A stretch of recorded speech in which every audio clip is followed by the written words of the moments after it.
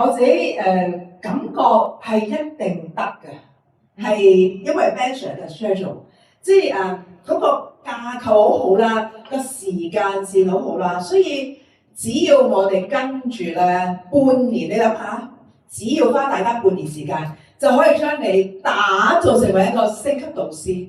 我哋學習咗好多啦，我自己覺得咧，點解賺40蚊咁多嘅咧？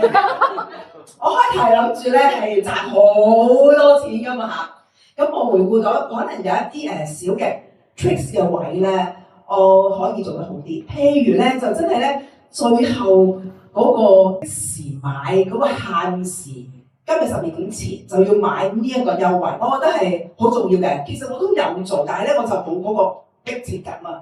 但係我睇住 Alex 做嘅時候咧，哇！我見到佢就係講咗呢句，啲單嘭嘭聲，叮叮叮叮咁樣響，咁我覺得呢啲 tricks 咧係好重要。我覺得 Bench 而家佢有講㗎，但係咧佢講得嚟咧，我哋係要應用咯。咁所以咧，我而家都開始翻聽緊第2次阿老師嘅內容。今日我嘅分享就係咁樣啦，多謝大家。